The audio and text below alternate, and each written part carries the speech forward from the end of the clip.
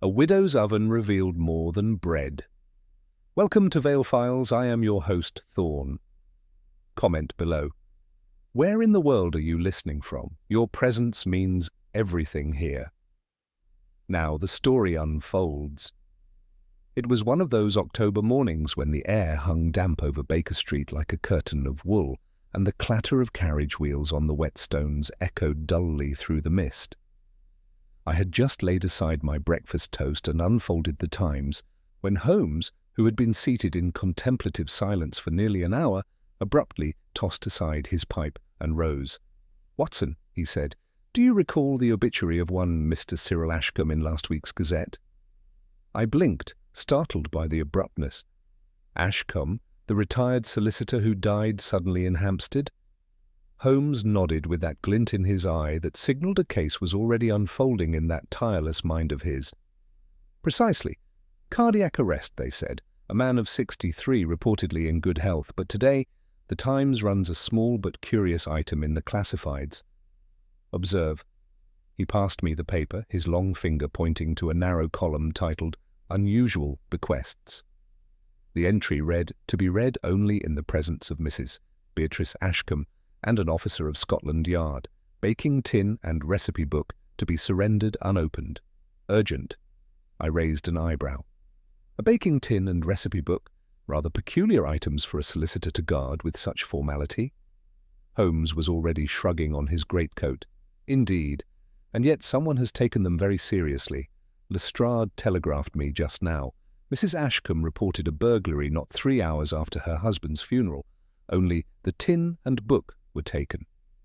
Surely a coincidence? He tapped the brim of his hat. There is no such thing, Watson. Come, Mrs. Ashcombe awaits. Within the hour, we found ourselves in the drawing-room of the Ashcombe residence in leafy Hampstead. The house, though modest in size, carried that aged charm particular to well-kept London homes, thick drapery, mahogany furniture, and a faint smell of beeswax and coal. Mrs. Ashcombe sat on a floral settee, hands folded tightly over her mourning dress. She was a woman in her early 50s, pale but composed, and despite the puffiness around her eyes, she retained a kind of careful dignity. Holmes offered a courteous bow. "Mrs. Ashcombe, my condolences. I am Sherlock Holmes, and this is my colleague, Dr. Watson. You mentioned the theft to Inspector Lestrade?" She nodded, voice thin. "Yes, Mr. Holmes, just hours after the burial, I returned home to discover the parlour window forced open. Nothing was taken except the baking tin and a small recipe book I kept in the kitchen cupboard. They were my husband's, oddly enough." "Your husband baked?" I asked. She managed a wan smile. "Not in the usual sense. Cyril was precise in all things, even cooking. He found joy in it, said it reminded him of chess." Holmes crouched by the fireplace, fingers running absently along the carpet fringe. "And this particular tin, can you describe it?" It was shaped like a small loaf pan, pewter, rather heavy. "Cyril had it since boyhood, I believe." The recipe book was bound in green leather, filled mostly with scribbles and peculiar symbols I never quite understood. Holmes's eyes narrowed almost imperceptibly. "And was anything else disturbed? Jewellery, silver, important documents?" "No," she said. "Nothing, not even the coins on the hallway table?" Holmes stood and paced slowly to the window, examining the latch. The intruder knew exactly what to take and precisely where to find it. This was no common burglar. I scribbled notes as he spoke. "Perhaps someone who knew the contents of the will?" Holmes turned to Mrs. Ashcombe. "Did your husband mention any peculiarities in his bequests, or any individual who might have known about the tin's inclusion?" She hesitated. "He was guarded. He did say the tin contained something only for trusted eyes, and that I must never open it myself. He insisted it be delivered to the solicitor along with the will, and, well, there was a man." We both leaned forward. "He came to the house a week before Cyril's death, said he was from Cyril's old firm, Bramley and March. Tall fellow, silver-tipped cane, a faint accent I couldn't quite place.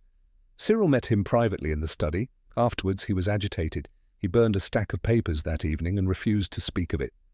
Holmes's face had gone utterly still, a mask of intense concentration. "And you did not recognize this visitor?" "Number I never saw him again." There was a knock at the door. Lestrade entered, looking rather more flustered than usual, rain droplets clinging to his moustache. "Holmes," he said, with only a nod in my direction. "Thought you might want to see this. We recovered the tin, found it dumped in an alley off Fleet Street not 20 minutes ago. No sign of the recipe book." Holmes took the tin carefully, examining its surface. It was dented, but otherwise intact. He turned it slowly in his hands, then sniffed it. "Ah. Smell something?" Lestrade asked. "Cinnamon? And ink." With a surgeon's delicacy, Holmes unlatched the lid. Inside was nothing. Empty. "Blast it," Lestrade muttered. Either they took what was inside, or it never held anything at all. Holmes didn't answer. His eyes were fixed on the inside of the lid. "There's residue," he murmured. "Something was glued here recently and hastily removed. And... Watson, your lens, please." I handed it to him. He held it to the underside of the lid, where a faint smudge curled into view, like the corner of an old stamp, barely perceptible. "Something square," he said. "About the size of a passport photo, likely torn off in haste. But look closely. Ink patterns remain. Just a trace, like a design, perhaps a seal or watermark." Mrs. Ashcombe watched us, bewildered. "But what could have been inside?" Holmes set down the tin. "That, madam, is the question. For now, I advise you to remember anyone, no matter how insignificant, who may have taken interest in your husband's peculiar habits, his baking, or his past. Even childhood acquaintances, particularly those fond of puzzles." He straightened his coat. "We'll need to visit Bramley and March, Watson. And after that, Simpson's in the Strand. I always think more clearly with beef and sweet." As we stepped back into the fog-choked street, Holmes turned to me with that fierce spark in his eyes. "We are not merely looking for a stolen baking tin, Watson. We are chasing a message someone was desperate to bury, one that may well have been written in flour and cinnamon, but speaks in treason." I stared at him. Treason? Or betrayal of a subtler kind? Either way, someone has baked a clue, and someone else was willing to kill to keep it from being served. He hailed a cab, and we were off into the grey. Holmes was silent for the better part of our cab ride, his gaze fixed beyond the rain-slicked window as we rattled through the mist-veiled streets of London. I knew better than to disturb his thoughts at such moments. The peculiar matter of the stolen baking tin and the missing recipe book had already stirred something in his mind, something that seemed to gnaw at the edges of his focus with quiet intensity. At last, he stirred. "Watson, what do you make of a man who bakes not for sustenance or pleasure, but for encryption?" I considered the question, frowning. An eccentric hobby, perhaps? Or a man who felt safest hiding secrets in plain sight? Holmes offered a faint smile. "Just so, but why a baking tin, and why now, so soon after death? There's an urgency in this sequence of events. I can feel it. Someone was watching Ashcombe, waiting for the moment the will went public. The burglary was not opportunistic. It was timed." The cab pulled up before a tall Georgian building just off Lincoln's Inn Fields. The brass plaque beside the heavy door read Bramley and March, solicitors. We climbed the narrow steps and were shown into a modest but well-appointed office, lined with oak panelling and shelves of neatly ordered volumes. A severe-looking man with thin lips and silver pince-nez rose to greet us. "Mr. Holmes, Dr. Watson, I am Edmund Bramley. You were expected?" "Mrs. Ashcombe contacted us this morning. This matter is most irregular and, frankly, unsettling." Holmes inclined his head. "I understand the will contains a clause requiring a Scotland Yard officer to be present during the reading." "Indeed, highly unusual, and insisted upon by Mr. Ashcombe in the final draft. The sealed tin and notebook were to be surrendered unopened at the time of reading, but as you've no doubt heard, they've gone missing." Have you reason to believe the items had any legal value? Bramley hesitated. Not in the traditional sense, but Mr. Ashcombe was adamant. He spoke of certain private matters. Unfinished business was the term he used. He seemed anxious. Holmes took a slow turn about the room, pausing before a display of framed barristers' diplomas. Did he ever hint at the nature of that business? Number. But there was one oddity, Bramley said, adjusting his cuffs. Ashcombe deposited a document with us 2 years ago, sealed and marked for Beatrice, only in case of death by unnatural means. We were instructed to destroy it should he die of natural causes.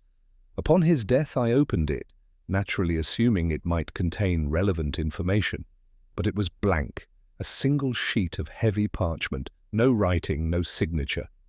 Holmes turned sharply. Blank? Quite. I retained it, against protocol, I admit. I'll fetch it. Bramley stepped into the adjoining room and returned moments later with a sheet of heavy ivory-coloured paper. Holmes examined it under the gaslight, turning it in his hands, then held it up to the window. Still nothing. No watermark, he muttered. But it's been treated, Watson. See the slight sheen? A residue, something once rested atop this sheet. Possibly a pressure imprint? He retrieved a soft pencil from his pocket and lightly shaded the paper at an angle. Gradually, faint indentations emerged, wavy, fragmented letters, not enough to form words, but suggestive of cursive script, written with some haste. Someone removed the message, I said, intrigued. Erased it? Holmes shook his head. No, more likely, they removed the overlay. A message written on thinner paper placed atop this one, the pressure transferred. But the original page is missing, Bramley interjected, frowning. Are you suggesting Mr. Ashcombe composed a false document and stored only the decoy? I'm suggesting he prepared 2 parts of a message, Holmes said thoughtfully. One left here as bait, the other, possibly the key, hidden inside that tin or recipe book. Together they might form a cipher. We thanked Mr. Bramley and departed. Once outside, Holmes led us into the fog again, walking swiftly in silence. The direction was not toward Baker Street, but deeper into the Strand. He paused finally at the corner, near a row of modest tea shops beneath the shadow of a closed apothecary. We need to speak with someone who understands paper, he said, and more importantly, inks. Come. Holmes rapped 3 times on the locked door. After a moment, the bolts scraped back and a sliver of a man peered out. He was no taller than Holmes's shoulder, with spectacles so thick they magnified his watery eyes to near comical effect. Ah, Basil, Holmes greeted. Still solvent, I see. The man, Basil Haynes, let us inside with a nervous smile. The apothecary smelled of turpentine, cloves, and something more acrid, perhaps sulphur. Shelves were cluttered with vials, parchment, and peculiar tools. Haynes specialized in document restoration, forgery detection, and chemical ink analysis, one of Holmes's more peculiar associates. Holmes laid the shaded parchment on the counter. Can you tell me what was once written here? Haynes peered down, adjusted his lenses, and produced a strange device like a jeweler's loop mounted on a hinged arm. This is unusual, he murmured. There are ridges, but not merely from writing, some sort of etched pressure. Heated? He opened a drawer and produced a shallow silver tray into which he poured a few drops of a green-tinted fluid. With your permission, I'll apply a vapor test. It will not harm the parchment. Holmes nodded, and Haynes waved the parchment briefly over the tray. A few seconds passed in silence. Then, as if summoned from the mist itself, faint lines began to emerge, like veins beneath old skin. There, Haynes whispered. Across the page, a series of symbols materialized, not letters, at least not in any known alphabet, curves, dots, and slashes arranged in rigid columns. Holmes leaned closer. Not a language, he murmured. A code. Musical, perhaps? No, too inconsistent for notation. But culinary? Pardon? I said. Holmes tapped the corner of the page. Look here, 5 dots in a circle. That's a clove bud. And this shape, resembling a ladle, these are glyphs, abstracted, yes, but symbols for ingredients. This is not a message, it's a recipe. Haynes gave a high, incredulous laugh. You're telling me this man left a secret recipe as his dying message? No, Basil, Holmes said calmly. He left a recipe because it was his message. He folded the parchment and slipped it into his coat. Come, Watson, there's a tea shop 2 streets over that sells cinnamon loaves, shaped precisely like the tin Mrs. Ashcombe described. I suspect Mr. Ashcombe had more than one copy of his baking notes. If we're lucky, someone else noticed, and that someone might have bought a clue. We followed Holmes at once, though my thoughts churned. What kind of man encoded his final words in a pastry recipe, and what kind of enemy would know to fear it? As we rounded the corner, I caught the scent of warm cardamom drifting from a nearby chimney, and my unease deepened. For even as Holmes quickened his pace, the fog behind us seemed to coil tighter, like a hand closing slowly around the throat of the truth. And someone, I was certain, had no intention of letting it breathe. The shop Holmes had spoken of was tucked modestly between a tobacconist and a milliner's on a damp side street, its windows fogged with the heat from within. Above the lintel hung a painted sign that read, Mrs. Pembroke's Pantry, established 1839. The scent of cinnamon and warm yeast hit us as soon as the door creaked open. Holmes stepped inside, his eyes immediately scanning the small room. Wooden shelves bowed under the weight of scones and crumbling cakes, and behind the glass display counter sat a plump woman in her 60s, flour smudged across her apron and a tired but kindly look in her eye. Mrs. Pembroke? Holmes asked, with that careful tone he reserved for strangers he hoped to disarm. I am, she said, rising with effort. Looking for something sweet, are you? Or something stronger? We do keep a kettle on. Holmes smiled faintly. Stronger, perhaps, but not in the way you mean. I was told your establishment sells a particular type of cinnamon loaf, one that matches this. He drew from his coat a sketch he had quickly rendered in the cab. The dimensions and shape of the recovered baking tin, along with notations regarding its decorative fluting and depth. Mrs. Pembroke took it, tilting her head. Well, now, I'll say that's close to our Ashcombe loaf. I started slightly. Ashcombe? She chuckled. Named it after a gentleman who used to supply the tins. Oh, years back now. Peculiar man, thin, sharp-nosed. Used to bring them in by the dozen, custom cast. Said the loaves they produced were symbolically important. I thought he was mad, to be honest. But the tin baked beautifully. Holmes leaned in. Did this man ever leave anything here? Notes, recipes, requests? She shrugged. He asked me once if I'd consider making loaves to a particular formula, very exacting, wanted certain ingredients included at precise weights, cloves, caraway, even something called tamarind essence, never used it before or since. I obliged, though it wasn't popular. Too odd a taste. And when was this? Oh, 3 or 4 years ago. He'd come in now and then, always polite, always with a glint of mischief. Said he was preserving something. I told him the only thing I preserved was jam. Holmes tapped the counter gently. And have any customers asked after those loaves recently? Her brow furrowed. Now that you mention it, a week ago, a young man came in, very well dressed. Asked if we still made the Ashcombe recipe. I told him no, not for years. He left without another word. Did you get his name? Didn't offer one, but he had an accent. Not strong. European, Germanic, maybe. Cold sort.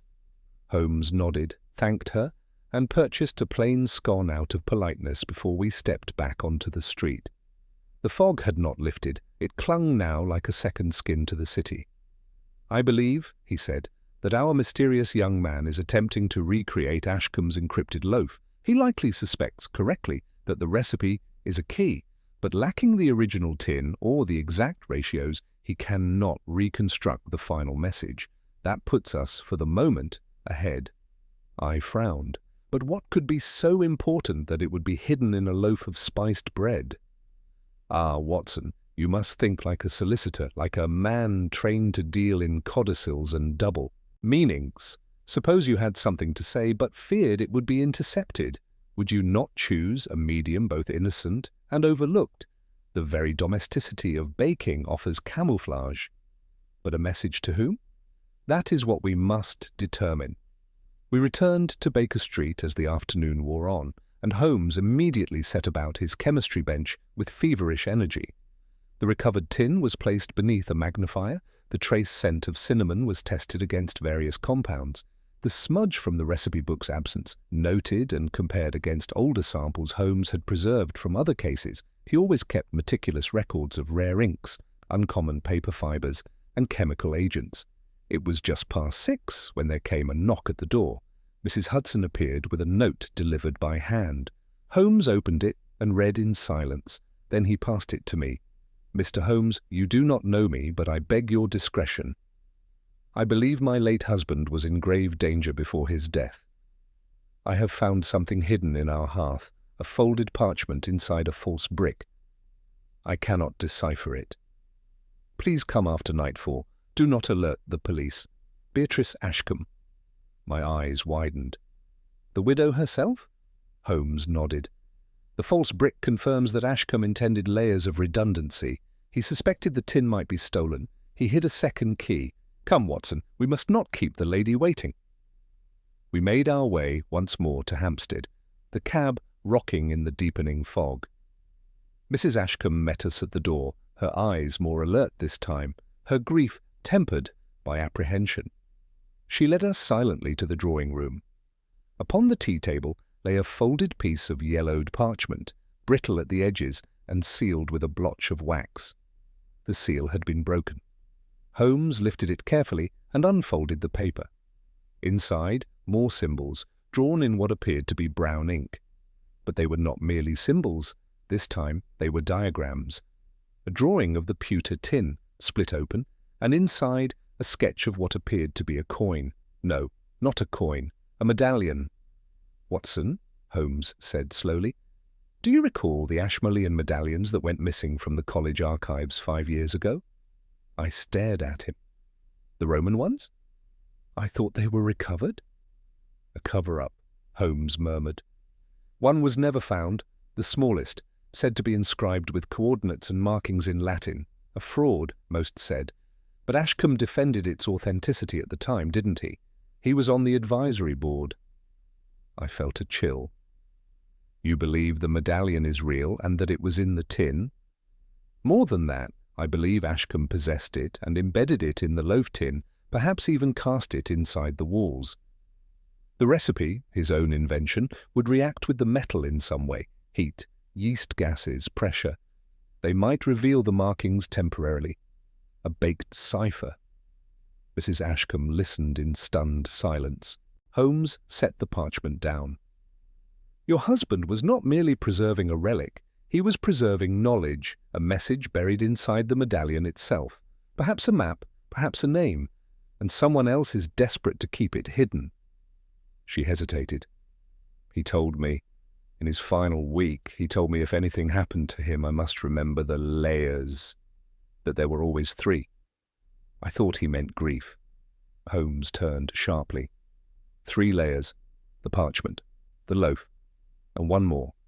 He turned, eyes alight with purpose. "Mrs. Ashcombe, may I see his study?" She nodded at once. The room was orderly, modest, shelves lined with law books and a large desk beside the window. Holmes examined it swiftly, then paused at the bookshelf. He reached for a single volume. Cicero, Letters to Atticus. He ran a gloved hand along the spine, then pulled it out. Inside, not a book, but a box in disguise. He opened it. Nestled within was a velvet-lined case, and in it a small, dull bronze medallion. I leaned in. It was unremarkable, except for the faintest tracery of lines across its face. No words, just curves, like a topographical sketch. Holmes breathed out slowly. "It's real." Mrs. Ashcombe clasped her hands over her mouth. Holmes turned to her. "Your husband may have been eccentric, mad to some, but he was preserving something far greater than a coin. He was preserving a path, and now I fear others are following that same path, with far darker intent. A sound outside made him pause, a carriage wheel, too slow to pass. Then silence. He moved swiftly to the curtain and peered out. "We are being watched." He turned to me. "Watson, this is no longer a game of ciphers. This is a pursuit, and we must be swift, for now that we hold the medallion, the game has truly begun." Holmes let the curtain fall back into place as he turned from the window. The expression on his face had darkened, not from fear, but with the keen edge of anticipation. A hunter who had just caught the faintest rustle in the thicket. "They know we have it," he murmured. Mrs. Ashcombe looked pale. "Who are they?" Holmes did not answer her directly. Instead, he slipped the medallion into the inner pocket of his coat and fastened the button above it. "You must say nothing of what has transpired tonight. No visitors, no letters, no inquiries answered, not even to Scotland Yard. If anything further is discovered, no matter how small, you will send word to Baker Street at once. Understood?" She nodded mutely, and we took our leave through the back garden gate rather than the front, Holmes taking deliberate care to tread only on the stones, avoiding soft earth where footprints might linger. We walked briskly for several blocks before hailing a cab. Once inside, Holmes remained alert, his eyes flicking to the rear window. Satisfied that we were not being followed, he leaned back into the shadows and spoke quietly. "Our adversary is well-informed and precise. The theft of the tin was no opportunistic act. It was performed with knowledge, precision, and haste. Someone close to Ashcombe, or close to those records, knew of the medallion, but they failed to locate this third layer. That frustrates them, and desperate people are careless." I watched him, the fog-blurred street lamps flickering across his profile. "You suspect the man who visited the bakery?" "I do. His presence a week before Ashcombe's death is no coincidence. A European accent, refined dress, an interest in the loaf. It all suggests a man of learning, yet with an agenda that required speed. Someone who feared Ashcombe might act before him." He tapped lightly on the carriage door with his knuckle. "Bramley said Ashcombe burned papers after a visit from a man he claimed was from the legal firm. I wonder, Watson, if that man ever truly worked at Bramley and March. An impersonation? More than likely, but impersonating a solicitor and persuading a client to destroy documents? That suggests remarkable skill, or leverage." Back at Baker Street, Holmes wasted no time. He retrieved his thick personal index of known criminals, dissidents, forgers, and international agents, a collection far superior to anything at Scotland Yard. He moved swiftly through the pages until he stopped at a pasted photograph, a man with pale hair, a widow's peak, and a cruel mouth. "Karl Brunner," Holmes said, tapping the image. "Austrian, trained at the University of Heidelberg. Once an archaeologist, then a collector of rarer things, relics, maps, documents of questionable provenance, expelled from several societies for falsifying provenance claims. 3 years ago he disappeared from the continent. Rumour placed him in Paris and then in St. Petersburg. Now it seems he's resurfaced, under a new guise." "The man at the bakery?" "I would wager a sovereign on it." I glanced at the photograph. But what could Brunner want with the medallion? Surely not just the artifact. The object is the means, not the end. I suspect the medallion contains more than symbols. Ashcombe was clever. He didn't simply preserve something. He created a chain of obfuscation. That medallion is a key, Watson. The question is, to what? As if in answer, there came another knock, sharp and insistent. Holmes rose immediately and moved to the door. I reached for my revolver out of habit, but when the door opened, it was Lestrade who stepped through, flushed from the cold and wearing his usual look of irritation wrapped in curiosity. "I thought I might find you up," he said. "We've got a body, Holmes." Holmes raised an eyebrow. "Do go on." "Found 2 hours ago in a room at the Regency Hotel off Gloucester Place. Name given at check-in, Peter Rook, but the passport and papers are fakes." Holmes frowned. "Cause of death?"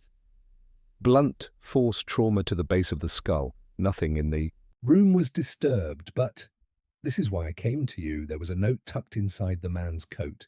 Just one word, Ashcombe. Holmes went still. Did you photograph the scene? Of course. Brought one for you?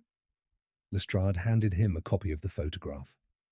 Holmes examined it under the lamplight. The man on the floor had thick, dark hair and a build not unlike Brunner's, though it was difficult to be sure from the angle. His hands were gloved. The hotel staff, what do they know? Not much, said the man, kept to himself. Paid in cash, no visitors. But the manager thinks he saw him speaking to a foreign gentleman in the lobby 2 nights prior. Holmes handed the photo back. This may not be our thief, Lestrade, but it's someone tied to the ring. Brunner's associate, perhaps, or a competitor. Someone else chasing the same trail and silenced before they could interfere. Lestrade scratched his head. So what's this all about, then? Medallions? Secret recipes? You chasing murderers through bakeries now? Holmes smiled thinly. Not murderers through bakeries, Inspector. Murderers through history. Lestrade grunted. Well, you'll sort it. Let me know if you find anything useful, and try not to burn down half the city chasing flour. Once Lestrade had gone, Holmes returned to his desk and removed the medallion. He laid it flat on the table and stared at it for a long moment, then fetched a small oil lamp and held it low to the bronze surface. Shadows lengthened across the etched curves, revealing patterns previously invisible, lines that intersected in a strange spiral. It's a coordinate, Holmes said quietly. Look, this arc, latitude, the inner circle, possibly degrees. A map, I said. A location, perhaps in Europe, perhaps not. He sat back, thinking. We must learn what Ashcombe knew, and we must do it before Brunner makes another move. He may suspect we hold the medallion. That puts you and I in considerable danger, Watson. I nodded. Then we strike first. Holmes turned slowly toward the fire, his eyes burning as brightly as the coals. Yes. But first, we find the man who forged Peter Rook's passport. No alias is without a source, and in the corners of this city there are men who sell shadows for the right price. He stood.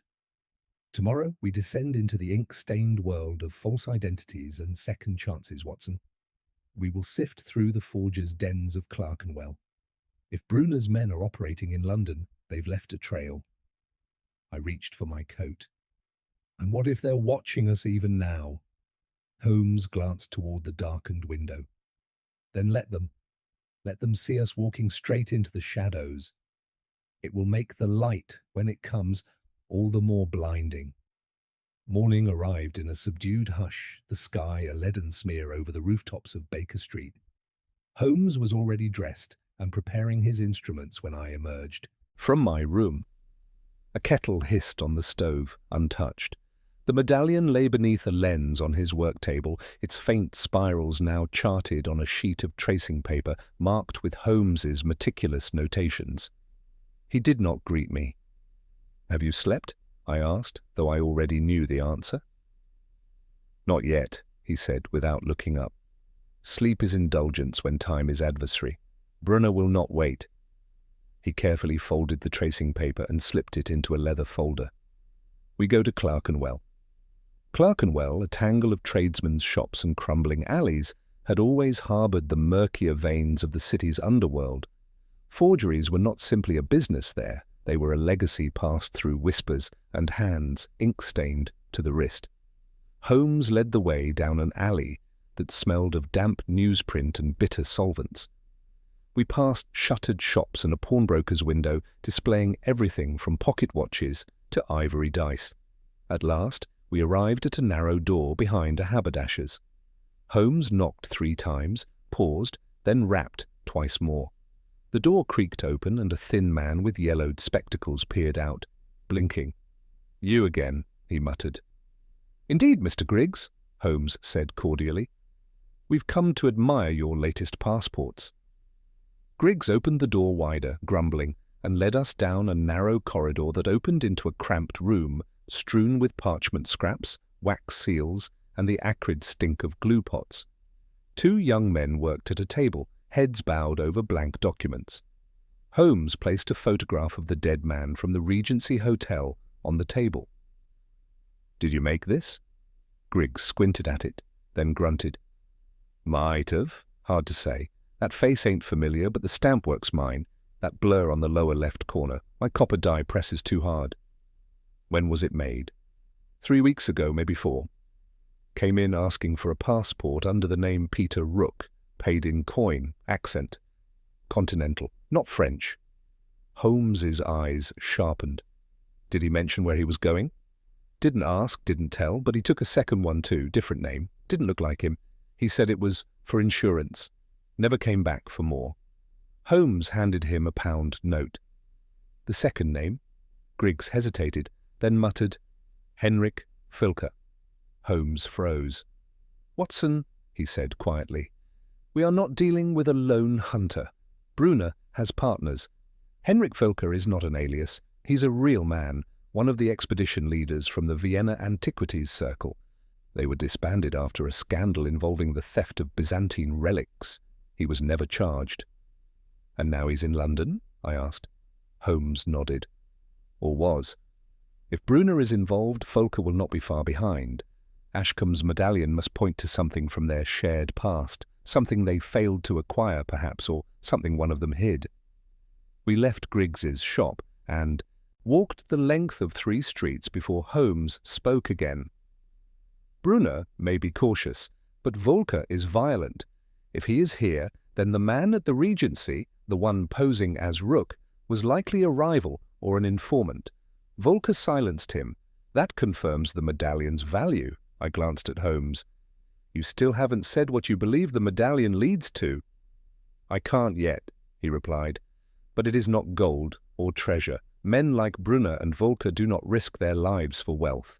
They pursue prestige, lost knowledge, ancient names, symbols that might rewrite history, or reputations built on what only they can claim to know." We returned to Baker Street just past midday. Holmes was unusually quiet as he examined the medallion again, this time using a heated copper plate. I watched as he pressed the cool bronze onto the warm metal and let it rest. When he lifted it, the faintest smudge of residue was visible, an oily film shaped into intersecting circles. "There," he said, triumphant. Not a design, but an impression. The medallion contains a hollow, oil held in grooves, possibly from skin contact. Ashcombe handled it often. "And look, these marks resemble a monastic seal." He fetched a reference book and turned the pages quickly. "Yes, the Abbey of Lowenstein, suppressed in 1793 during the German secularization. Records lost, location never confirmed." I leaned forward. "You think that's where the medallion leads?" "I do, and I suspect Ashcombe had at least one piece of the location's coordinates. But he could not act alone. He encoded it instead, likely hoping his widow would hand it to someone who could finish what he could not." There was a knock again, soft this time. Holmes raised a brow and signalled for caution. I moved to the door and opened it just a crack. A young woman stood outside, trembling, eyes wide, behind wire-rimmed spectacles. Her coat was soaked from the drizzle, and in her hand she clutched a folded handkerchief. I was told to come here," she said. "I knew Mr. Ashcombe. He said if anything happened to him I must deliver this." I let her in, and Holmes stood. "Your name, miss?" "Elsa Müller," she said, her accent unmistakably Austrian. "I was Mr. Ashcombe's assistant, his archivist." Holmes took the handkerchief she offered and unfolded it. Inside was a tightly sealed envelope, waxed and stamped with Ashcombe's initials. Holmes broke the seal and withdrew a single sheet of paper. It was covered in Ashcombe's cramped hand, notes, a partial cipher key, and something else. Holmes froze. Then he read aloud. "The third seal must not fall to Brunner. I could not burn the proof. It is beneath the library floor, north alcove. Boards are false. If Volker comes, destroy everything." He folded the note, face grim. "Watson," he said, voice low, "this is the secret clue, the final layer. Ashcombe hid a document beneath his own library, something that confirms the location or nature of the medallion's secret. And he knew they were closing in. Will they return? They already have, Holmes said. Brunner failed to find the tin. Volker silenced Rook. Now they'll come for the house. We must reach it first. He turned to Elsa. Do you know how to access the library? Yes, through the study. He kept the key hidden behind the portrait of Spinoza. Then you're coming with us, Holmes said. And if we're lucky, we'll arrive before Brunner sends someone else to finish the search. We gathered our things, and as Holmes tucked the medallion and the letter into his inner coat, he paused beside me. This, Watson, he said, is where the misdirection ends. From this point on, every move we make is a race against men who believe history belongs only to those ruthless enough to bury its truth. The cab ride back to Hampstead passed in tense silence. Holmes sat opposite Elsa Miller, his long fingers steepled beneath his chin, eyes shut but mind clearly churning with motion. Elsa clutched her satchel close, her lips pressed into a pale, determined line. She had been quiet since delivering Ashcombe's final message, and though her presence introduced new uncertainty, Holmes had accepted her immediately, as if he had anticipated her role from the beginning. "You're certain the floorboards beneath the north alcove are false?" he asked suddenly, his eyes opening to meet hers. "Yes," she replied. "I helped Mr. Ashcombe catalogue and reorganize his library 2 years ago. We found the loose boards then. He joked about hiding something for posterity's sake. I didn't think he meant it literally, until now." Holmes gave a faint, grim smile. Ashcombe always knew he was playing a dangerous game. What he preserved beneath that floor, this third seal, may be the last unrevealed truth in this maze of deception. And if Volker suspects its existence, then he will return to the house, possibly tonight. And if he already has, I asked, then we will know soon enough. The sky had darkened by the time we arrived at the Ashcombe residence. The gas lamps along the Hampstead lanes flickered fitfully in the evening wind, and low clouds pressed down like smoke from a distant fire. Holmes led us through the garden gate once more, and Mrs. Ashcombe greeted us at the rear door with evident relief. "There's been someone outside," she whispered. "A figure near the hedge an hour ago. I nearly called the police." "You did well not to," Holmes said. "We must move quickly." He turned to Elsa. "Lead us to the north alcove." The library was dark and still. Holmes kept the lamps low, not wishing to draw attention. The tall shelves loomed like sentinels, and the faint scent of old paper and pipe tobacco lingered in the air. Elsa moved with certainty, guiding us to the rear wall of the room, where a high, curved alcove framed with carved shelves faced a brass-railed hearth. She knelt and pressed her hand to the floor, finding the edge of a warped board. With a sharp tug, it lifted, revealing a hidden compartment just large enough to hold a slim metal case wrapped in oilskin. Holmes reached down and drew it out with care. At that exact moment, we heard the sound of glass breaking somewhere in the front of the house. Holmes froze, his eyes meeting mine. "Too late," he murmured. "They're here." I pulled my revolver from my coat as he handed the case to Elsa. "Keep it with you. Guard it with your life. Watson, stay with them. I'll handle our visitors." Without another word, Holmes vanished through the side door of the library, his movements fluid and silent. I led the two women into the study, bolted the door, and extinguished the lamps. The only light now came from the garden, moonlight seeping through the curtains. Outside the study, footsteps creaked across the hall floorboards, slow, deliberate. Then another sound, fainter but unmistakable, the soft clink of a pistol being cocked. Elsa tensed beside me. I raised a finger to silence her. The door handle turned once, then stopped. Silence returned, thick, stifling. And then, from deeper within the house, the sound of a scuffle, quick, violent.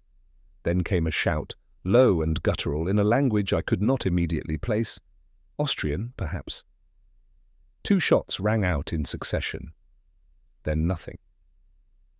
I waited, my breath caught painfully in my throat, until at last Holmes's voice called out, muffled but steady. "Watson, all clear." I unbolted the door and stepped into the corridor with Elsa and Mrs. Ashcombe close behind. Holmes stood over an unconscious man, his coat torn, blood trickling from his temple. A small revolver lay at his feet. "Volker?" I asked. "Number 1 of Brunner's men, hired muscle, fast but not precise." He turned to me and nodded toward the case.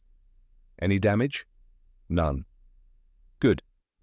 We dragged the unconscious man into the front hall, bound him with curtain cord, and alerted the local constable by anonymous note. Holmes preferred to avoid explaining the circumstances until necessary. He would not risk losing time to the bureaucracy of law. Back in the library, Holmes carefully unwrapped the oilskin case. Inside was a sheaf of delicate vellum pages, drawings, letters, and most prominently, a torn parchment bearing an unmistakable sigil, a cross within a double circle. Holmes studied it intently. "This is the mark of the Brotherhood of St. Lowen, a secret monastic order rumoured to have fled Germany during the secular purges. According to legend, they carried with them texts and relics forbidden by the Church, some predating even the Roman codices." He laid the page flat.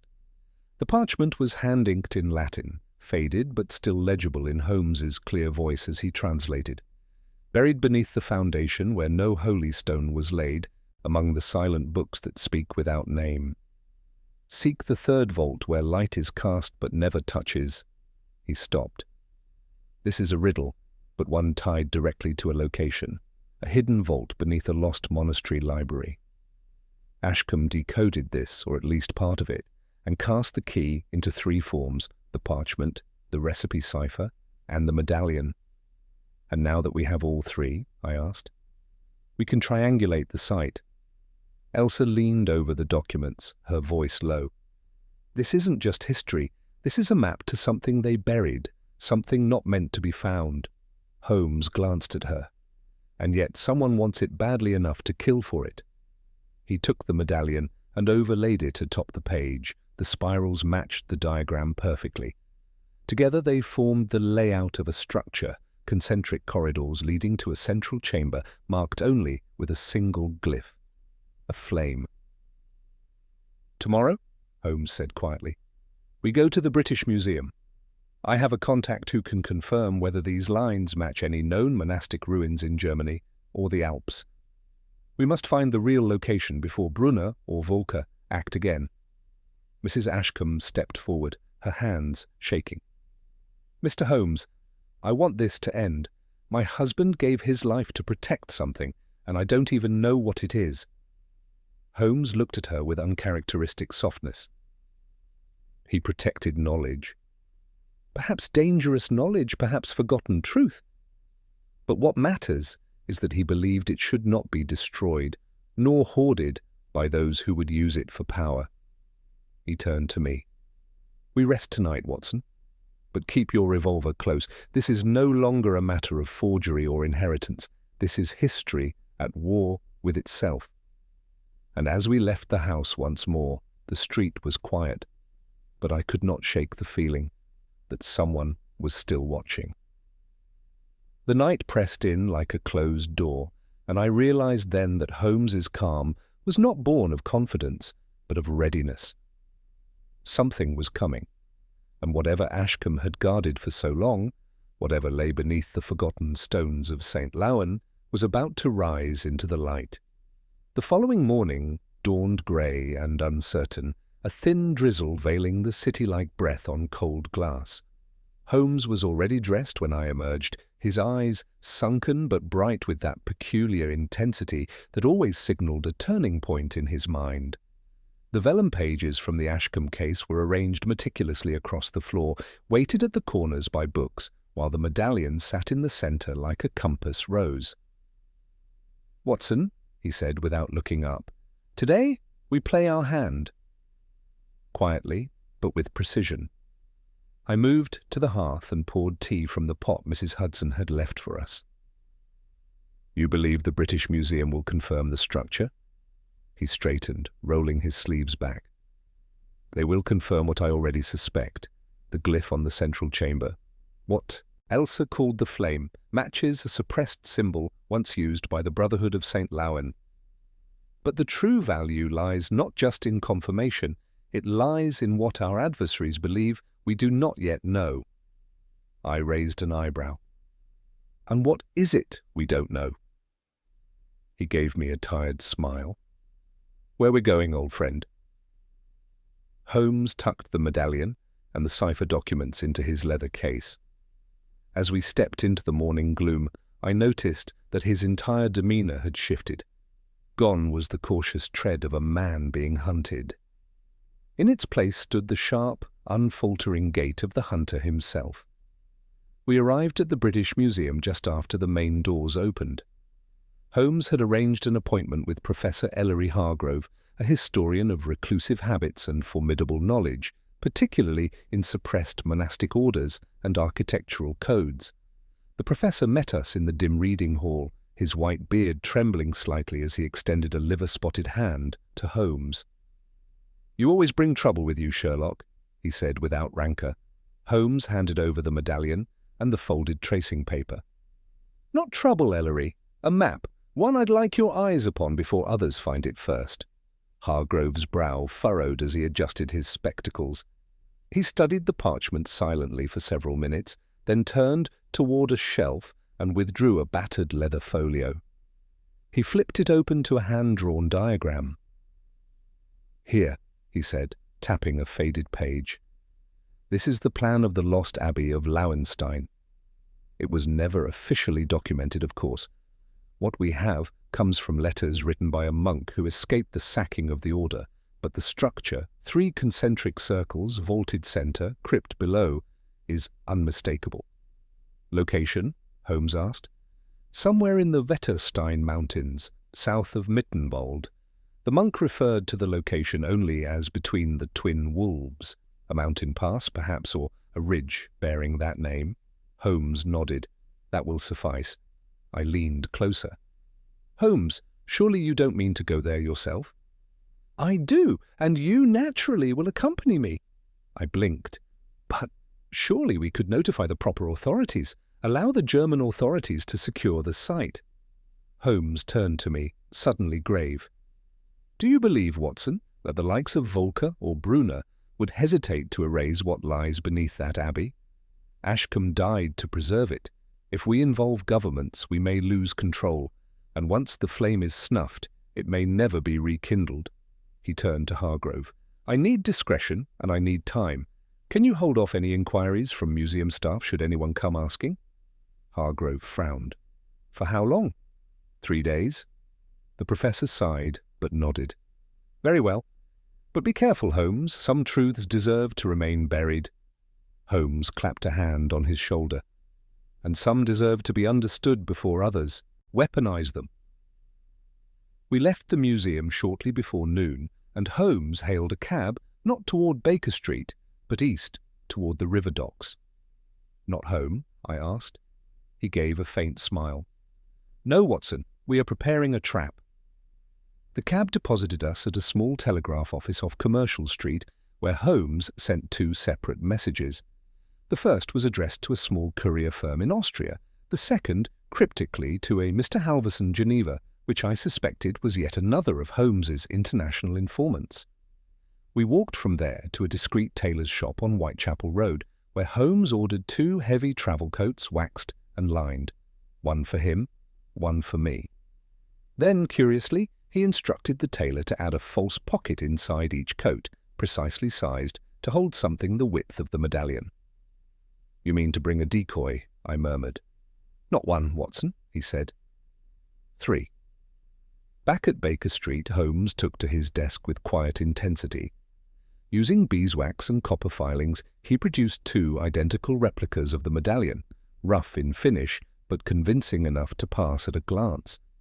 He aged them using a mixture of vinegar and soot, and once satisfied, tucked them into separate wax-sealed pouches. "The real medallion will remain on my person," he said. "The false ones will be bait." If we are intercepted, and I have every reason to believe we shall be, our enemies will scramble to steal the wrong object. It will buy us time. I watched him as he worked, marveling, as I often did, at how thoroughly he anticipated the motives of others. To Holmes, Brunner and Volker were not merely names, they were systems of logic, movements of pressure, calculations in the game, and he was already 3 moves ahead. He paused only once when Mrs. Hudson brought in the post. Among the bills and circulars was a small envelope, unmarked, save for a smudge of wax. Holmes opened it carefully. Inside was a single scrap of paper bearing just 2 words. "We know." He stared at it for a moment, then folded it and tucked it into the fire. "That settles it," he said. "They will make their play soon, possibly at the station, possibly en route." He turned to him. "We leave tonight. The Orient Express to Munich, then a secondary rail to Garmisch, and by hired carriage or foot from there. No more delays. And Elsa? She will join us. She knows too much now, and she may be the only one capable of deciphering any manuscripts we uncover. Ashcombe trusted her. That must count for something." As twilight deepened over London, we made our final preparations. Holmes packed lightly, but with absolute precision: map, wax-sealed documents, revolver, gloves, oil compass. I brought my own revolver and a medical kit, knowing well how often Holmes' adventures strayed beyond the boundaries of civility. By nightfall, the cab was waiting at the corner, steam curling from the horse's breath in the chill. Elsa stood beside Holmes, her face pale but resolute. As we boarded, Holmes turned to me with a flicker of something that might have been weariness or clarity. "Do you feel it, Watson?" he said softly. "The moment before the last move on the board, not a climax, not yet, but the breath before it, the pause in a symphony before the fury." I nodded. "I feel it. Then let us play well." And as the cab wheeled toward Victoria Station, with the mist curling behind us like a closing curtain, I felt it too. That uncanny sense that the chase was no longer about clues or ciphers, but about legacy, about what we leave behind and who we trust to guard it when the shadows come. The Orient Express pulled out of Victoria Station under the cloak of darkness, its rhythmic churning a low pulse against the hush of the platform. Holmes, Elsa, and I occupied a private compartment near the rear of the train, a strategic choice that allowed Holmes a clear view of both corridor and window. Outside, London slid away like a fading dream, its lamps swallowed by fog and distance. Holmes had said little since boarding, preferring to sit angled near the door, head lowered beneath his hat, fingers drumming slowly on the armrest. Elsa sat across from him, the medallion hidden beneath the lining of her coat, her hands folded tightly in her lap. Her lips moved now and then in silent rehearsal of something, perhaps the names of the ancient texts Ashcombe had once shared with her, perhaps fragments of prayer. I, for my part, kept my revolver discreetly tucked beneath my overcoat, scanning each passenger who passed our door.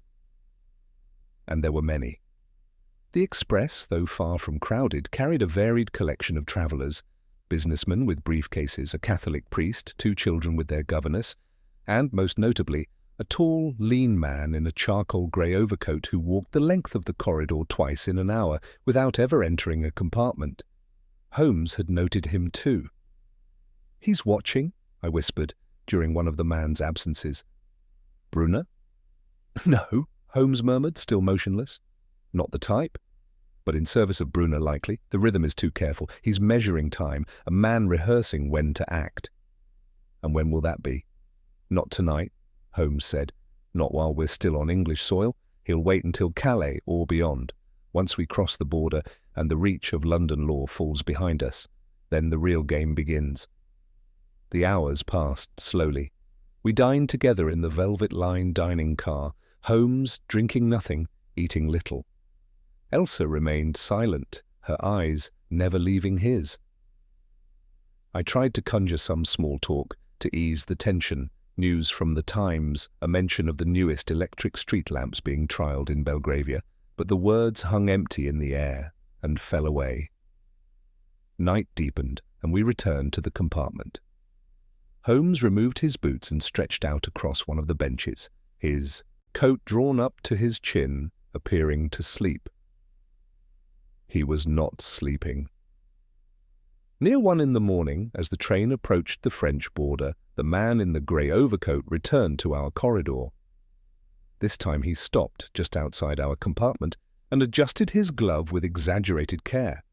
Holmes did not stir. The man reached for the handle. I tightened my grip on the revolver under my coat. Then a click at the far end of the corridor. A conductor emerged from the next car, pushing open the vestibule door. The man hesitated, withdrew his hand, and vanished down the hall. Holmes opened one eye. "Brunner is impatient," he said. "That one will not wait much longer." When we stopped briefly at Calais, Holmes stepped out under pretence of air, using the moment to scan the platform. When he returned, he bore a thin smile. "There are 2 more now, a woman in travelling black with a marbled satchel, and a man I believe to be Volker's valet. They boarded separately, but neither checked luggage." Meaning? Meaning they intend to leave quickly once they have what they want. Elsa looked down. "They know I have the medallion." "They suspect," Holmes said, "but they can't be certain. That's the margin we operate within." It was in the early hours of the morning, somewhere between Amiens and Lille, that Holmes made his move. He rose silently and removed one of the decoy medallions from its pouch, slipping it into a folded linen handkerchief. He placed it in a plain envelope, sealed with wax, and addressed it in his clean, looping hand. "To the archivist of Vienna, with urgency." Then he rang for the porter. When the porter arrived, blinking with sleep, Holmes handed him the envelope and 10 francs. "This is to be delivered at the first post station after Lille," he said. "You will ensure it is placed directly in the outgoing diplomatic pouch." The porter nodded groggily and took the letter. As soon as the man was gone, Holmes turned to me. "We give them something to follow, a scent to chase. And when they intercept it? They will. But it will buy us time. They'll believe the medallion has been sent ahead to Vienna. Some will pursue it. Others will remain, hoping to confirm the deception." He took the second decoy, and without a word, slipped it into the coat pocket of a sleeping man 3 compartments down, a travelling bookseller who had boarded in Dover and who had snored his way through Belgium. By the time we reached Munich, Holmes had scattered 3 decoys into 3 different hands. The real medallion remained sewn into Elsa's coat, close to her skin. Only then did Holmes relax. Briefly.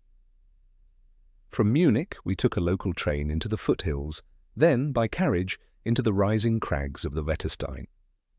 The air grew thin and sharp with snow as we climbed. At last, in the dying light of day, we arrived at a narrow ridge between 2 jagged peaks. "The Twin Wolves," Holmes whispered. The driver left us at a forest path, warning us in rough dialect that few passed this way and fewer returned. Holmes paid him double and sent him back with a false name, a false story, and no clue of our true purpose.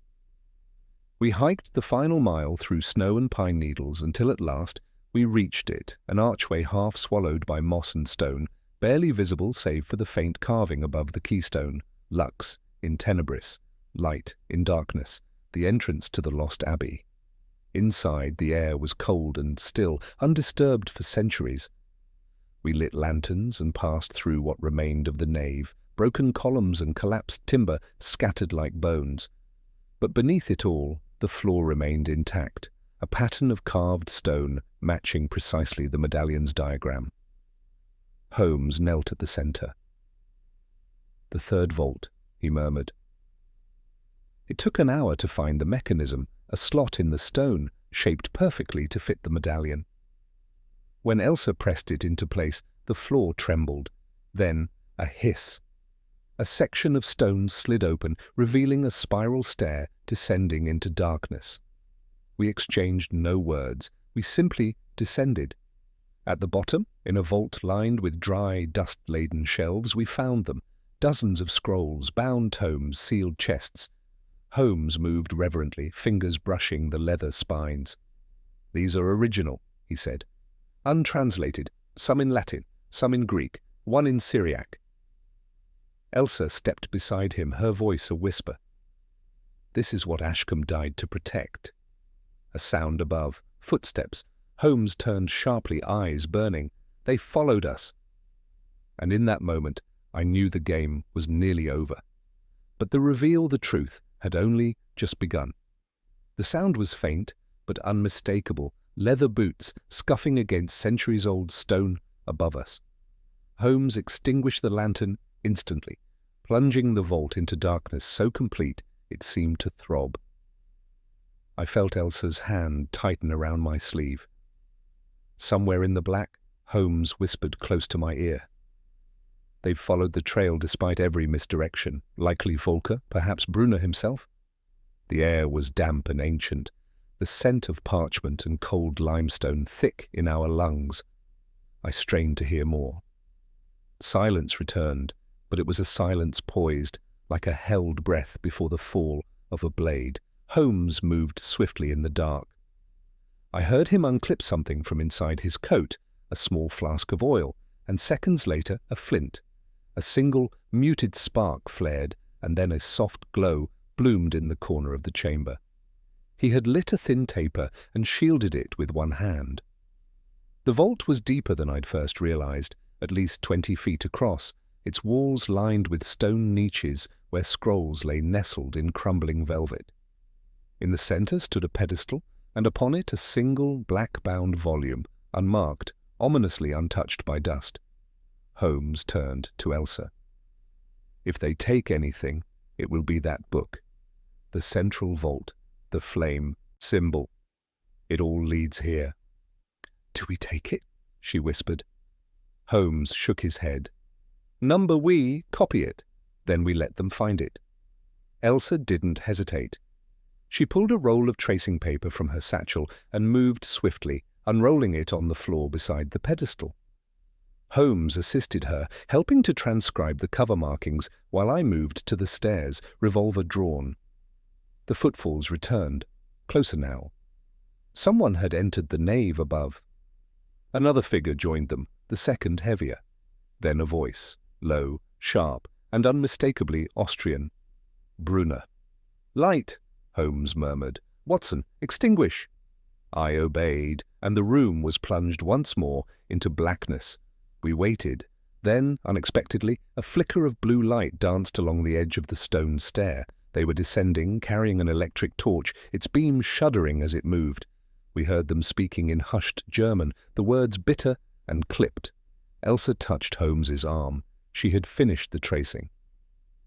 Holmes slipped the copied pages into the folds of her coat and pressed her gently toward the rear of the chamber, toward a second archway we hadn't noticed until then, almost entirely obscured by a collapsed stone bench. With barely a sound, he led us through it, down a short side passage no more than a yard wide.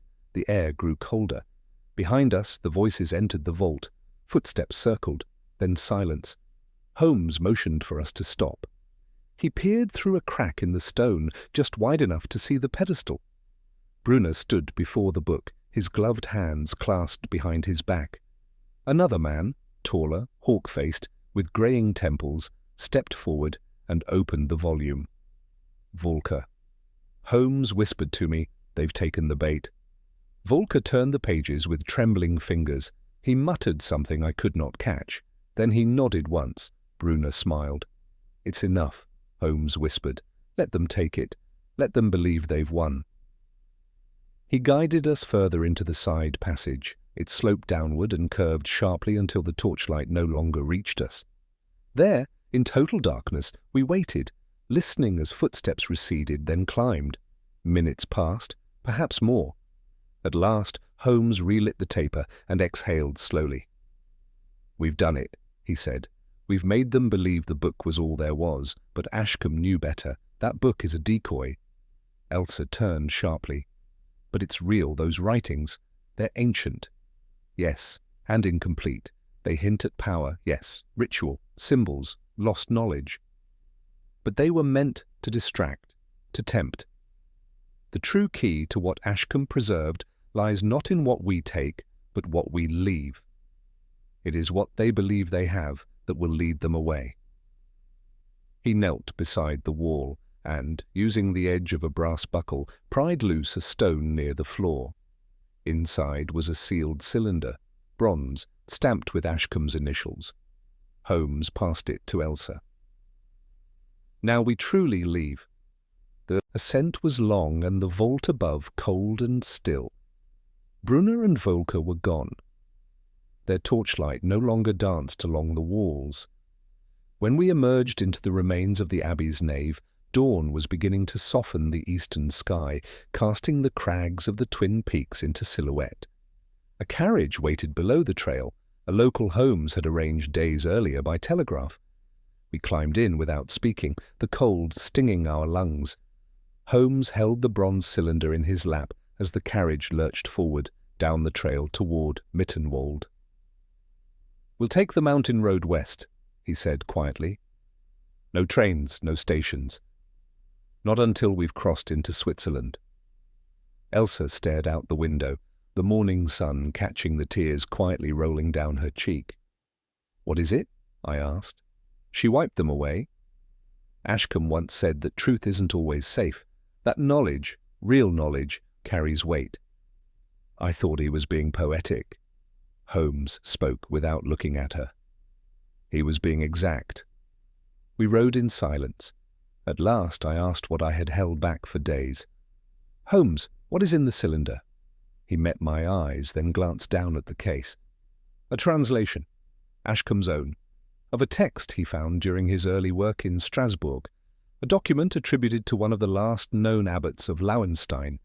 It is said to contain details not only of theological practice, but of a lineage, names, events, perhaps truths, rewritten by those who feared them, the sort of knowledge that, if revealed without context, could undo reputations, incite false legends, perhaps worse.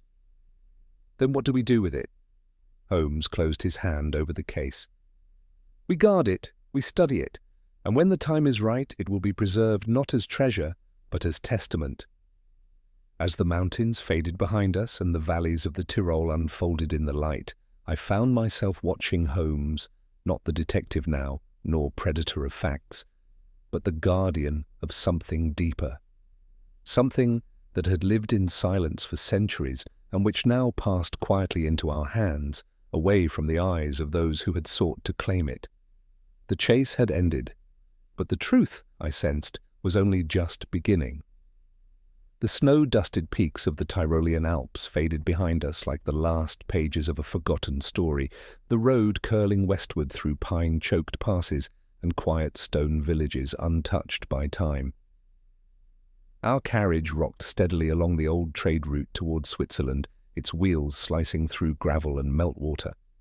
Within, we sat in silence, each absorbed in the heavy stillness that follows resolution, but not quite relief. Holmes held the bronze cylinder close, wrapped now in a strip of cloth torn from his own coat. He had not spoken since we crossed the invisible boundary that placed us beyond Volker's reach, at least for the moment. Elsa dozed beside me, head resting against the window pane, her breath fogging the glass with a steady rhythm that belied the storm of emotion she surely carried. I watched Holmes instead. The angles of his face were sharper than usual, drawn not from fear, but from some unspoken reckoning. At last, I broke the silence. "You believe they'll stop searching?" He did not look up. "They'll search, for a time. Volker will read the decoy book and find enough truth in its pages to believe he has what he sought, but he will sense it's incomplete, and by the time he realizes the key is missing, we will be too far beyond his reach." I folded my arms and stared out at the winding trail. "Do you suppose he'll return to London?" "Eventually," Holmes said, "but not to trouble us. His interest in Ashcombe's legacy was selfish, opportunistic. Brunner may continue the search more obsessively, but he lacks the patience to start anew. Their pursuit was always brittle, It could only sustain itself if success was swift. We denied them that. Elsa stirred. Then what becomes of this knowledge? What do we do with something others would kill to possess? Holmes turned toward her, and there was something in his expression, something uncharacteristically gentle. We protect it, that is all. Knowledge is not a sword to be brandished, nor a flame to be hidden. It is a mirror, and sometimes those who look too quickly into it see only the shape of their own desire. I saw Elsa's eyes well, but she held steady. She nodded. We passed into the quiet town of Samadan by dusk, taking shelter in a modest inn with wood-panelled rooms and thick velvet drapes that muffled the outside world. The landlord, an elderly man with watchmaker's hands, offered us privacy without question. Holmes tipped him generously. That night, in the warmth of the hearth, Holmes unsealed the cylinder. He did so without ceremony, placing the parchment gently upon the table and smoothing it beneath a pane of glass. The ink had faded, but the script remained legible, long looping Latin lines interspersed with hand-drawn diagrams and seals. He read it aloud, slowly, translating for Elsa and Camille. It was not what I expected. There were no references to power, no formulas for influence, no lists of ancient artifacts or spells as our adversaries had so desperately hoped to uncover. Instead, it was something altogether more haunting, an account, a confession. It spoke of the abbey's final years, the fears of its last abbot as the tides of war and religious fury closed in. He wrote not of heresies or heretical rites, but of a single document, older than the abbey itself, which they had safeguarded. A document said to contain a record of a trial, one buried by the early church, concerning a man who bore the same name as a prophet but claimed no divinity. The writings were not miraculous, but questioning, compassionate, human. Elsa whispered, "They believed they were preserving not power, but doubt." And doubt frightened them. Holmes nodded. Ashcombe believed that if the document were ever found, it would spark chaos, not because it refuted faith, but because it redefined its origin. I leaned back in my chair, the fire cracking in the grate. So this entire pursuit was for a truth no one dared speak aloud, not power, not treasure, but uncertainty. Yes, Holmes said, and that is why it was so dangerous. We discussed it long into the night, what to do, how to protect it. Holmes proposed a solution both brilliant and quiet. He would secure the original in a monastery archive in Zurich under strict anonymity, placing its existence beyond reach for decades. A copy, encrypted and fragmented, would remain hidden in his private index, masked among 100 other cases no man could decipher without knowing where to begin. Elsa agreed. She would return to Vienna under a new surname, continuing her work as an archivist, but quietly guiding other scholars toward gentler truths, building bridges between faith and fact instead of sharpening the divide. As for me, I made my notes, wrote this account, and swore to seal it until such time as the world had changed enough to hear it without turning to fire. When we returned to London a fortnight later, the snow had melted from the city streets. Spring had begun to creep into the hedgerows, and Baker Street seemed oddly unchanged, as though our journey had occurred outside time. Mrs. Hudson welcomed us without question, though her eyes lingered longer on Holmes than usual. Perhaps she sensed the weight he carried, though he wore it with the same aloof grace as always. In the days that followed, we resumed the quiet rhythms of our lives. The cases returned, though for a time they seemed smaller. Lost letters, vanished governesses, smuggled paintings. Holmes took them all, working with his usual precision, but with a new softness in his solitude. One morning I found him in the sitting room playing the violin, not the frantic, abstract strokes of his analytical moods, but something gentler, older. A hymn, perhaps. I stood in the doorway and listened. When he finished, he looked up. "You're thinking of writing it down," he said. I nodded. "I already have." He gave a faint smile. "Then let it rest with the others, locked away until the world is ready." or perhaps it never will be. But we were. And that, I think, was the essence of it. We had stood between light and shadow, between those who sought to bury truth and those who would corrupt it. And in the stillness between those extremes, we had chosen not to wield truth as a weapon, but to carry it as a burden. Quietly, patiently, faithfully. And so I end this account, as I end all things tied to Holmes, with gratitude for the mind that saw further than most, and the heart that, though often hidden, beat always for justice. Whatever the world may choose to believe of Sherlock Holmes, let this be known. There were secrets he did not solve, because he knew solving them would undo far more than silence ever could. And in that restraint, perhaps more than in all his brilliance, lay his greatest mystery of all. The fog hung thick over Baker Street as I closed the final page of my notes, the last of the ink barely dry beneath my hand. Outside, the city moved as it always had, cabs rattling over Whetstone, newsboys shouting the day's headlines, and the distant clang of a bell from a chapel whose name I never knew. And yet something in the air felt different, something final. Holmes sat across from me in his usual chair, eyes closed, fingers steepled in quiet contemplation. The fire crackled between us, casting shadows across the worn carpet that had, at various points in our years together, borne traces of clay from Cornwall, coal dust from Newcastle, and once, even blood. "You've finished the account?" he asked, without opening his eyes. "I have," I replied. "Then tell me, Watson," he murmured. "What conclusion did you write?" I paused. That the pursuit of truth is often tangled with the danger of exposing it. That sometimes the greatest act of detection lies not in what one reveals, but in what one chooses to protect. Holmes opened his eyes slowly. "Good." The days since our return from the Alps had passed quietly, yet beneath their surface lay the unspoken weight of all that had transpired. The sealed bronze cylinder had been entrusted to a monastery outside Zurich, protected not by secrecy alone, but by faith, faith that it would remain unread until a future less inclined toward fire.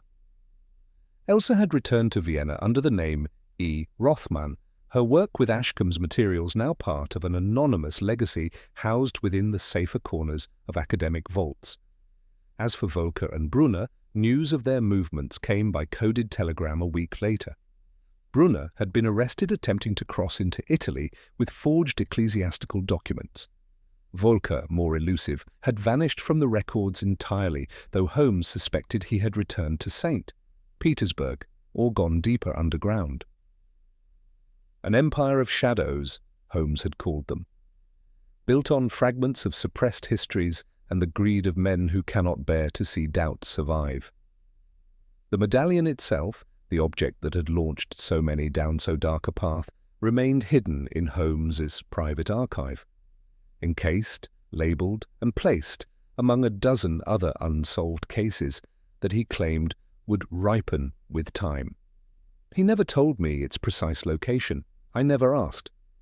But the part of the case that lingered most in my thoughts was not the chase nor the danger, nor even the scrolls we uncovered in that crypt beneath the abbey. It was Ashcombe, a man I had never met, but who had, through quiet intent and impossible foresight, woven a legacy that demanded no recognition. He had left behind a puzzle not to glorify himself, but to protect something bigger than his name. He had died misunderstood, perhaps even pitied by those closest to him. And yet, in the end, his hand had outplayed even those most determined to silence him. I said as much to Holmes as we stood by the window that evening, watching the clouds churn over the rooftops. "Ashcombe was not unlike you," I said, "always thinking several moves ahead, always withholding the last truth, even from those who cared for him." Holmes turned, and something in his eyes softened, just for a moment. "He was better than me, Watson," he said, "because he trusted others to carry the burden when he no longer could." I looked at him. "And you?" "I trust you." He poured us each a glass of brandy, an indulgence rare for him, and raised his own toward mine. "To truths best left dormant," he said, "and to the rarest of cases, those whose resolution lies not in exposure, but in preservation." We drank in silence. Later, as I walked back to my own lodgings under a sky flickering with rain, I could not help but reflect on all that had passed. The false suspects, the misdirection, the chase across nations, the revelation buried beneath history, and the man who had tied it all together with a tin of spiced bread and a page of hidden ink. Sherlock Holmes had solved many cases in our time together. He had unmasked killers, exposed forgeries, unveiled liars, and, on more than one occasion, pulled the veil from conspiracies that reached into the highest echelons of power. But this case, this single, strange, and quietly colossal case, had been something else entirely. It was a riddle not of crime, but of conscience. And Holmes, in choosing silence over spectacle, had revealed the most powerful truth of all, that some mysteries are not solved to be understood, they are solved to be safeguarded, and so for now, this record will rest among the others, locked, sealed, its names altered, its timeline blurred, not to deceive, but to protect what still must be kept safe, until a time comes when truth no longer demands a guardian in shadows, only a witness, only a storyteller. John H. Watson, M.D.